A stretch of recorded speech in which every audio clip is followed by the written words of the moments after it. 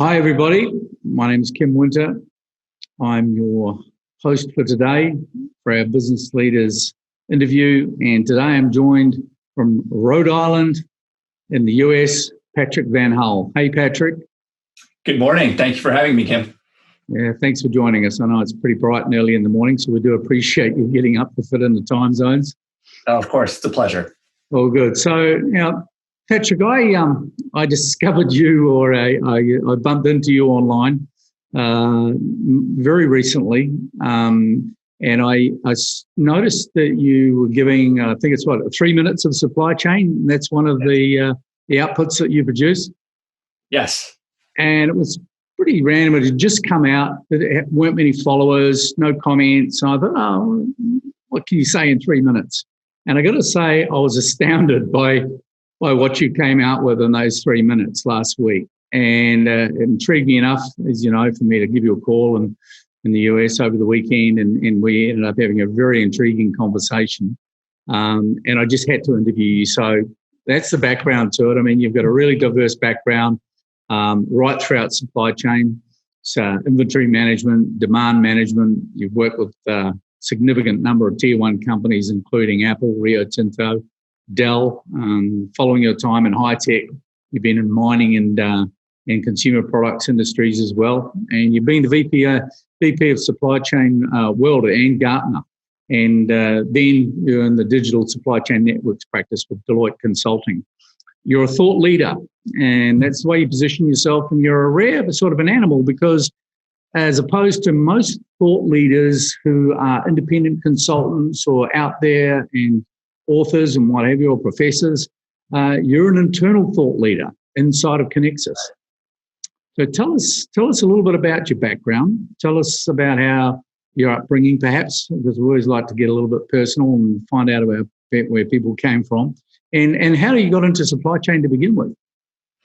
I grew up in Michigan, near the Detroit area. My dad was a franchisee for Goodyear, and so you kind of grow up in the environment that you're in. So you think about auto manufacturing, you think about kind of that existence that's happened throughout history with manufacturing for our country.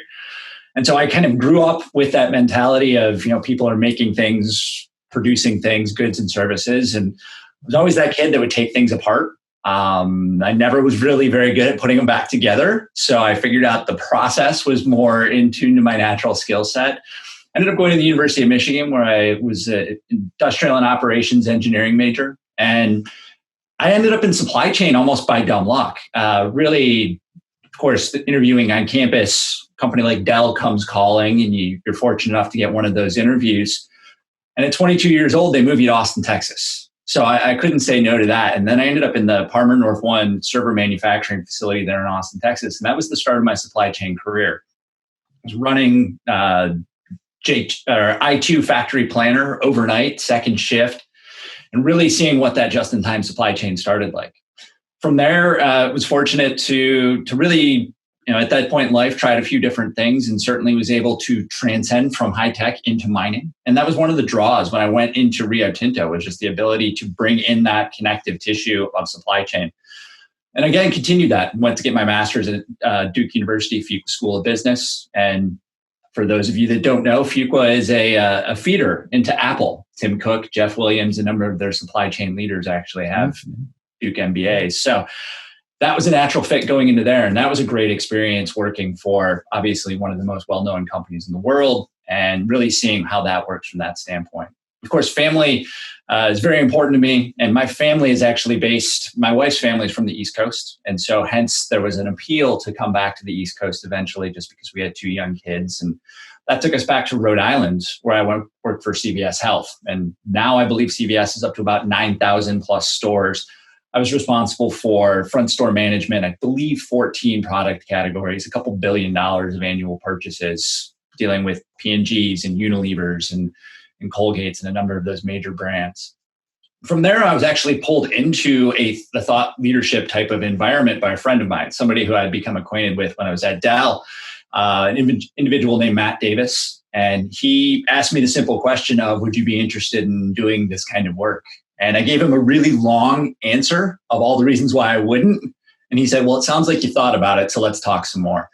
And then I was really fortunate to go into SCM World. And at the point I joined, I think there were about 60 people in the company, London-based company.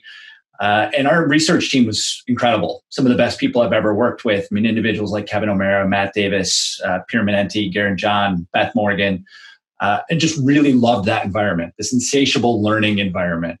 Of course, we did our job so well that Gartner eventually purchased us. So stayed with Gartner for a couple of years as a VP analyst. And then really felt like it was time to go try something different. Went into digital supply networks at Deloitte, and then eventually found my way back to Kinaxis, where I'm part of the strategy office. And the strategy office is about 1.5 years old at this point. But one of the things that we've been tasked with is how to talk about more than just features and functions. What are the things happening in the broader supply chain community that are relevant to our business as a solutions provider as we think about supply chain planning and our goal to revolutionize planning? So it's that blend of outside in and inside out, and really trying to combine that. And I get to have a lot of fun. I get to play a lot, taking off that practitioner experience and the research experience, and then really get to do a lot of things like that 3 minutes of supply chain. That was just a moment of creativity where, hey, let's try something new. Yeah, and I saw, and I've gone back and looked at a few others that you produced, and I got to say, a really impressive and very, very poignant, on-point piece on mental health, which was sensational. You shared an amazing and tragic story over the weekend, and about, maybe I'll get you to reference that, because I think it's noteworthy, and for people to go and have a look online at your LinkedIn and see that, because it is an incredible story. And during Mental Health Week, it was a very, very important story to be told. And I know you and I shared some information online as well about that whole scenario about mental health, so encourage others as well. But before we talk about that, one of the most striking things that I saw when I listened to your 3 minutes, and it was about 3 o'clock in the morning, and I was just about ready to go to sleep, but you woke me right up.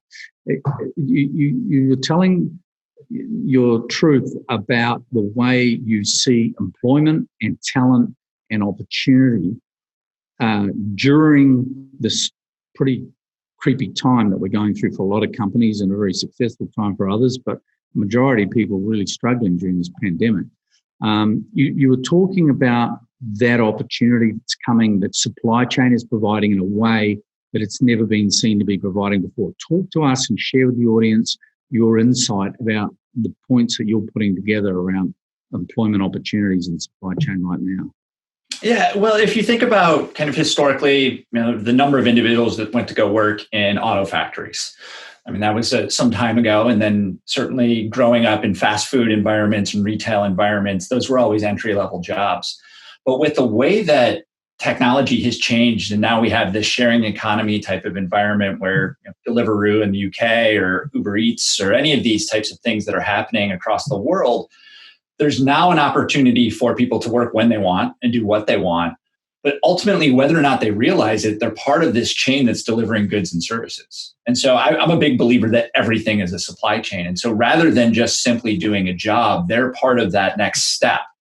And what we're seeing through data such as from global job site Indeed is that the number of people that are applying to jobs in retail and food service is actually coming down. And obviously there are fewer of those jobs available, but there's more jobs that are being clicked on that are about loading and packing, about driving, about some of these things that are core supply chain functionality that may not necessarily feel like it to an individual, but they're that next step of the chain in delivering the customer experience. And that's really where, with the reinvention of supply chain, with all of these new models, this is something that's completely changing our resource utilization. We can take advantage of these things and bring people into supply chain and teach them about how it works from tier to tier and how supplier relationships work, and all of these things in an organic way that really gives them a hands-on experience. Okay. Yeah, and you were quite insightful as well when you were talking about how resiliency has come to the fore during, for many companies, and others maybe not so much. But the issue of resiliency and its value and its importance during this time. Talk to us a little bit about your approach to resiliency and your thoughts on that. Well, I think overall with resiliency, I mean, there's always adages that you see online. You see these quotes, but basically it's your ability to take a hit and still stand. So what is it that we're doing within our personal lives, within our work environments, within our relationships that are building them so that they're acknowledging that there's disruption going on, but they're not throwing us off stride to the fact where we can't continue to move forward. And so it's the blend of resiliency and agility, really. It's let's recognize that something has happened, something has knocked us off course, but then let's give ourselves some choices so that we can be actively moving forward and not just stuck into a single course of action or repeatedly trying to do the same things over and over again, knowing that there's really no solution. Yeah. You guys do a lot of research, and what I'd like you to do is to share also some views on what you've seen from organizations and the way that they've needed to change positions and change opportunity and roles inside of companies over the last year or so, or possibly even before that. But from your point of view as a researcher and as a thought leader, what are some of the ways that companies have been or can be looking to change the way they do things in regards to the structure or the roles that they've got inside of a business?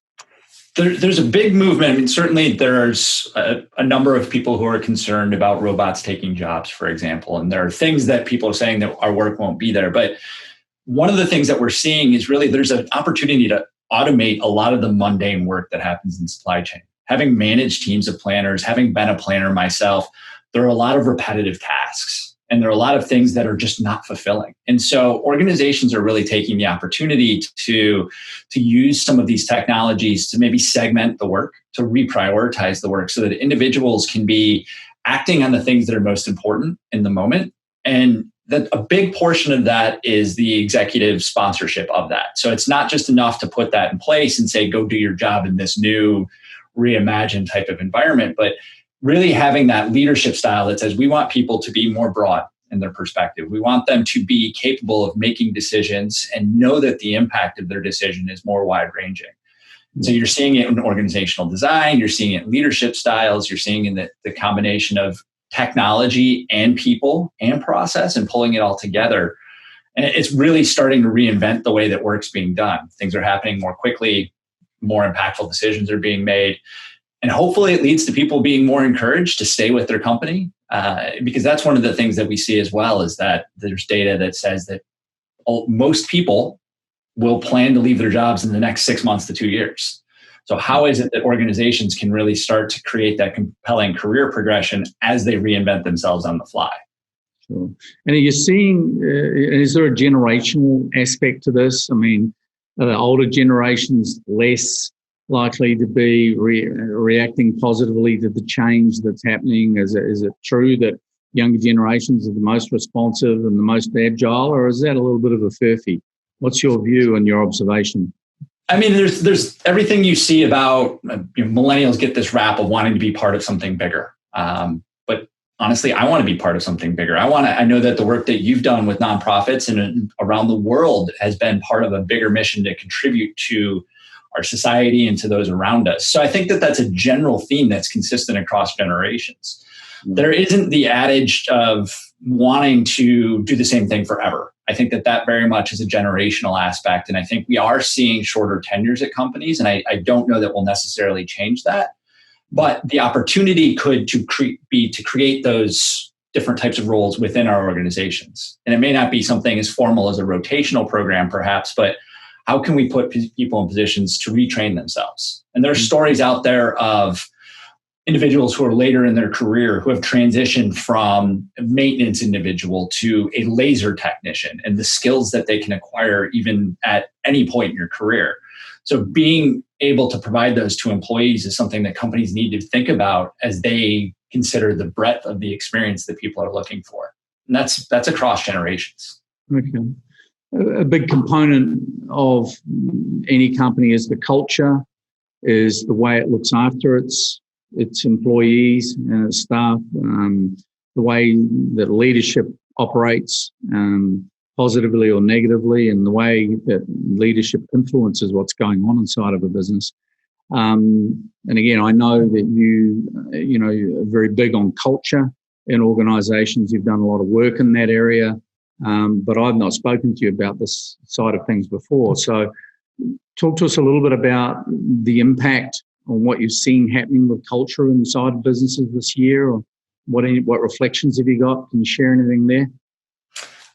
The human element is rising so much. I mean, if you think about the individual leaders of companies and how they represent the behaviors of the companies, I mean, I can say our CEO, John Sicard, he has been very upfront about the things that he's working through and the things that he wants for his people. And he treats our company as a family.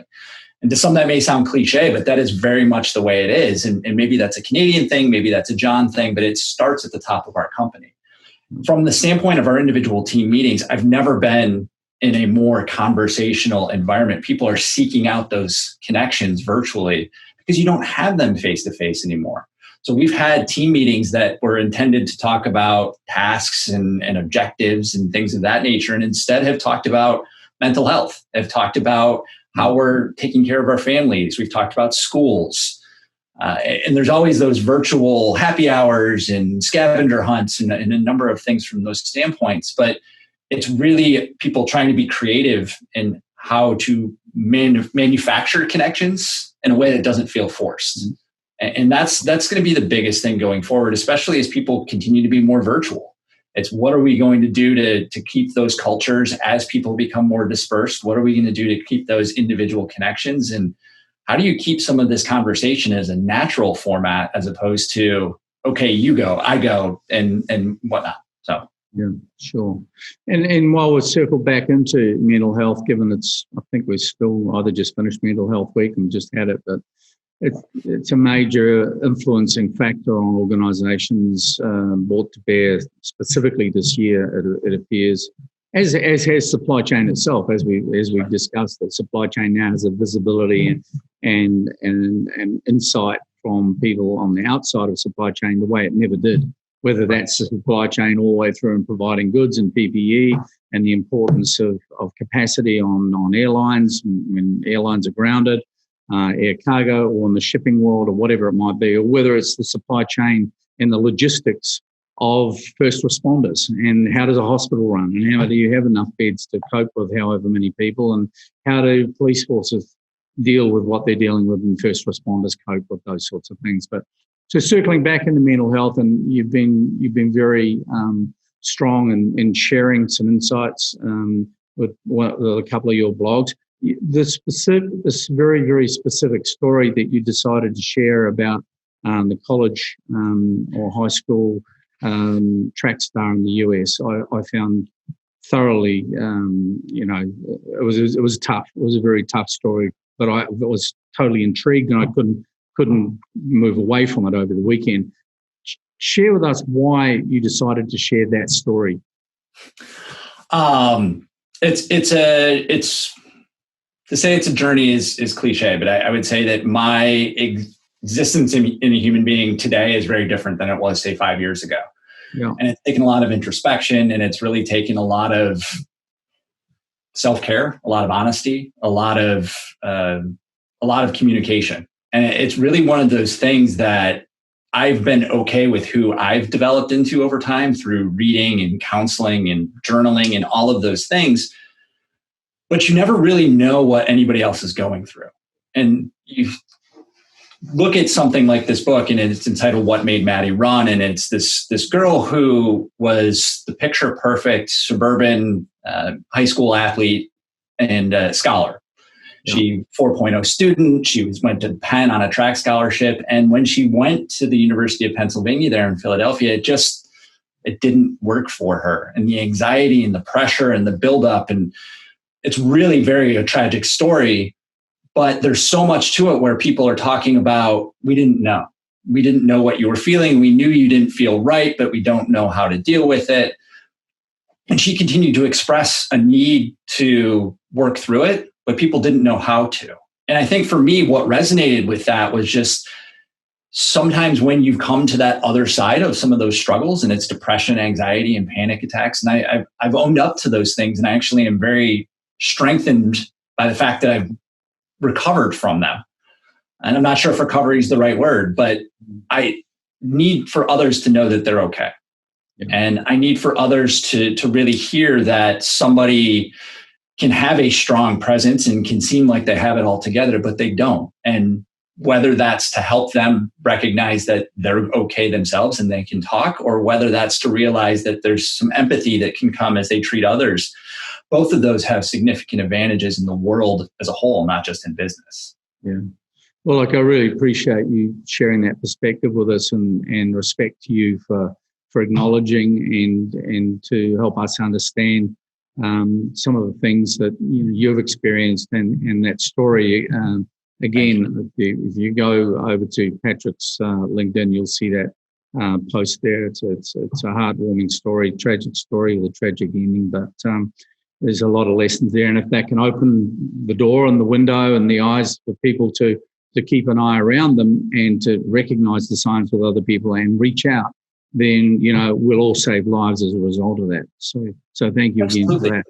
Yeah, I mean, I think about just you reaching out in the conversation we had just a couple of days ago.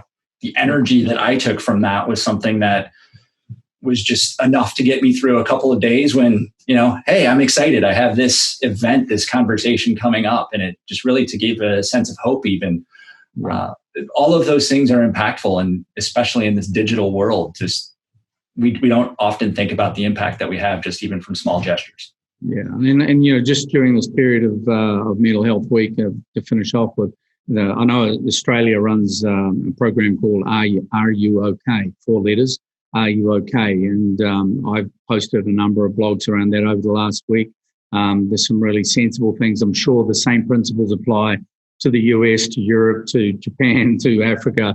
And the important principles are, and we give this a shout out now, and I'm sure that you'll join with me in this, and that is that, in the workplace in particular, whether it's home or social, but in particular in the workplace, in the supply chain, if that's where you reside and that's where you operate, as you said before, you don't know what other people are carrying, you don't know what baggage they've got, you don't know what stress they're under. So treat carefully when you can, and also ask and reach out. If something doesn't look right, and Maddie's story is an example of this, it probably isn't right. And if we don't move quick enough, then we can lose somebody as a result. So very absolutely. We think about supply chain and we think about work. We're constantly trying to solve every single problem. And sometimes we can do better by pulling back and just solving those most important things, and maybe taking a little extra time to do something that has a bigger impact. Yeah. And so whether it's professional, whether it's personal, these stories, sharing these stories and really giving ourselves a chance to rethink the way that things can be done and our relationships can be developed, there's something there. Just because it's the way we've always done it doesn't mean it's the right way. And just so we can stop, we can think, we can ask individuals, we can talk in a way that's different than just perfunctory and trying to get something done. Yeah. And I guess the thing is, supply chain people, general logistics people are generally pretty good at joining the dots. So, just step outside the box and join the dots, not only to move the freight or to move the consignment or to move goods around a warehouse or through the air. Think about what's going on around us. Hey, I want to circle back just in terms of supply chain principles, and you're a major proponent of the value and the priority of supply chain across business in general. And I know that's where a lot of the research for yourself and Kinaxis has been. Talk to us a little bit about where you see supply chain influencing business in general. Where do you see supply chain really coming to the fore and lifting up organizations and having much more influence in organizations? It's really starting to get to the point where supply chains are dictating branding in some cases. We look at Amazon Prime Day is going on right now, and we look at the ability of Amazon's supply chain to deliver same day, next day. And those commitments of the supply chain are very much ingrained into the decisions that the business is making. And so I think there's really the choices that are available to the rest of the business and to the customer that's where supply chain is influencing what those choices are and really giving a select number of them so that people can actually get what they expect and companies can actually deliver that. Yeah, okay. I got a question for you around e-commerce. We haven't delved in, and we could be here for weeks on e-commerce, but I'm just going to ask you a quick, short, sharp question. The boom in e-commerce, online, consumer change and activity, the evolution, is it going to last? We've seen growth of 2 to 5 to 10% over the last few years in e-commerce. All of a sudden, we're seeing 20, 50, 100%, depending on the business and the type of product and what have you. Is it going to last, or is this an aberration?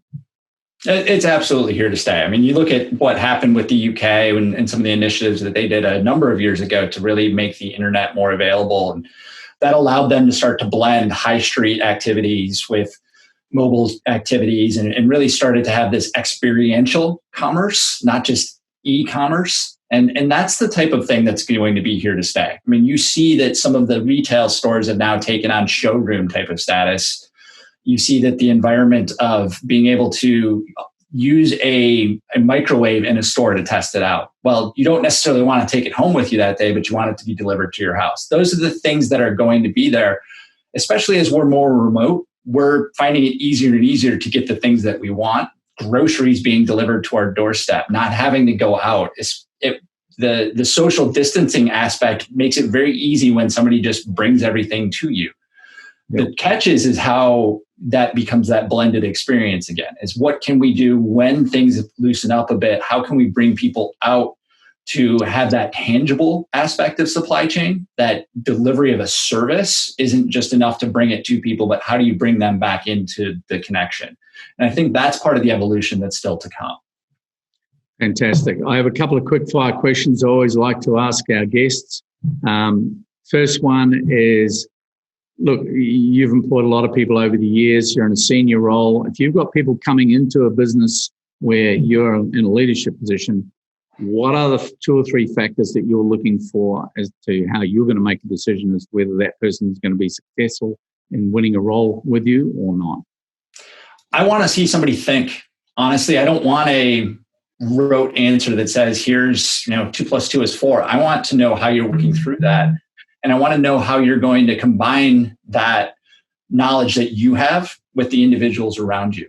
And I want to see that there's a thought process that comes to solving problems, because what was right a moment ago may not be right a moment from now. So instead of having just a knowledge of how to solve the problem, it's about that critical thinking to assess what's going on.